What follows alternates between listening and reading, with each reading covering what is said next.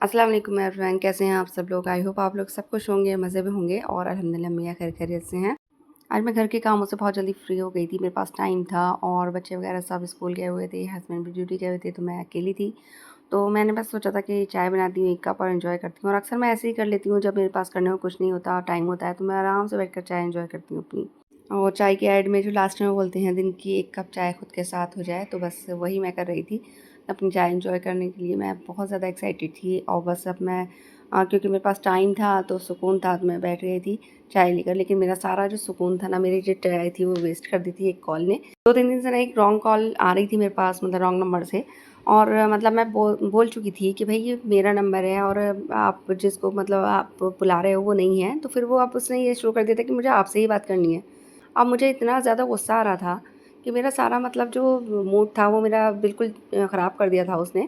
तो मैंने भी उसकी ठीक-ठाक से खबर ले ली थी, आइंदा मुझे उम्मीद है कि उसकी कॉल नहीं आएगी। वो ना वहाँ से इतना छोटी-सी एज का लड़का लग रहा था, मतलब जैसे मेरे बहन के बच्चे वगैरह हैं, इतना ज़्यादा छोटी-सी एज का लग रहा था मुझे आवाज़ से। तो मैंने बोला था कि भई आई एम मैरिड और मेरे मतलब 3 बच्चे हैं और अल्हम्दुलिल्लाह मैं अपनी लाइफ़ में सेट हूँ। ऐसे को मुझे आपसे बात करने में कोई इंटरेस्ट नहीं है और आप क्यों अपना टाइम वेस्ट कर रहे हो? तो बस वो बिना वजह की बातें।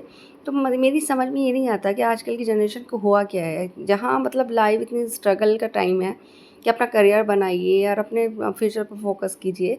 तो इस बातों को तो सोच ही नहीं रहे हैं और मतलब एंटरटेनमेंट के इतने ज़्यादा सोर्सेज़ हैं, तो आप उसको मतलब यूज़ करो। और आप ये पुराने ज़माने वाला ये ट्रेंड क्यों अपना रहे हो? ये पहले वक़्तों की बात होती थी जब लोग प्रैंक कॉल्स किया करते थे। तो ऐसी कॉल में मैं बोल देती हूँ कि भाई मेरे पास इतना टाइम नहीं है और मैं आपकी बातों का जवाब दूँ और मेरे बच्चे मुझे बहुत परेशान कर रहे हैं, मैं उन्हीं में बहुत बिज़ी हूँ।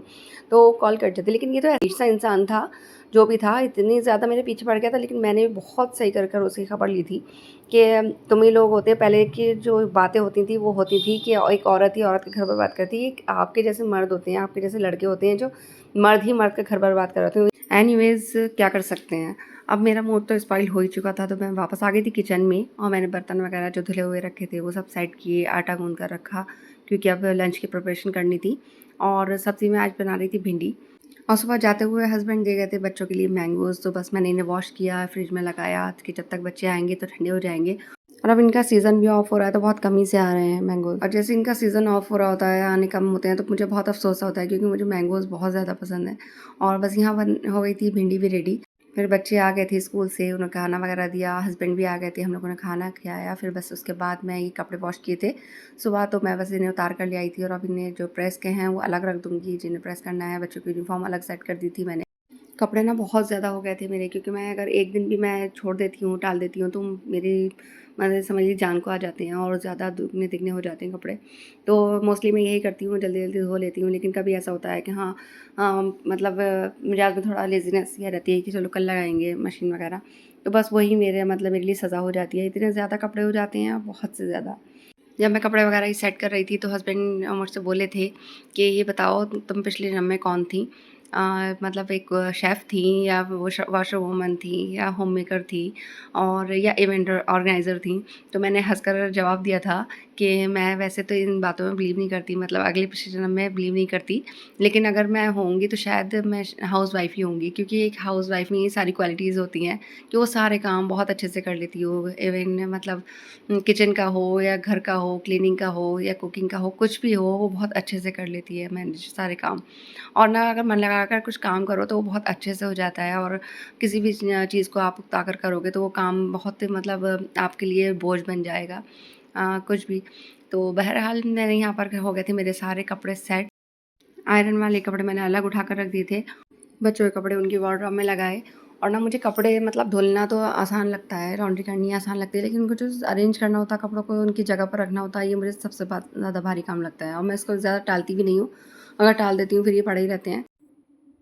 सारा फैलावा-वैलावा निपटाकर समेट कर मैंने बहुत ज़्यादा सुकून की साँस ली थी और रिलैक्स हो गई थी कि फाइनली मेरे सारे काम निपट गए हैं और घर पहले जैसे हो गया, रूम पहले जैसा हो गया है।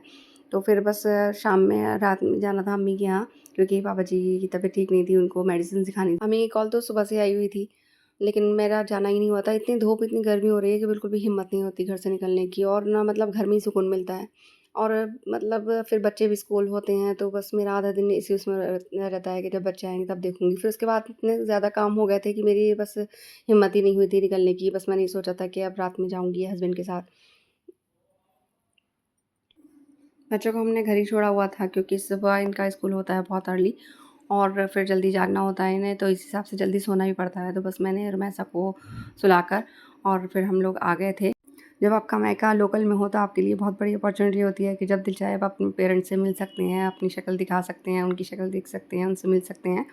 तो बस यहाँ अम्मी का घर आ गया था बस और हम लोग वहाँ थोड़ी देर बैठे थे। थोड़ी देर बैठकर उन सबसे मिलकर हम लोग ने फिर वापसी कर ली थी जल्दी क्योंकि बच्चे घर में अकेले थे। बस बच्चों के लिए ली थी आइसक्रीम क्योंकि ऐसा तो हो ही नहीं सकता कि कुछ ना लिया जाए उनके लिए। तो मिलती हूँ आपसे नेक्स्ट व्लॉग में, तब तक के लिए अल्लाह हाफ़िज़, दुआ में याद रखिएगा।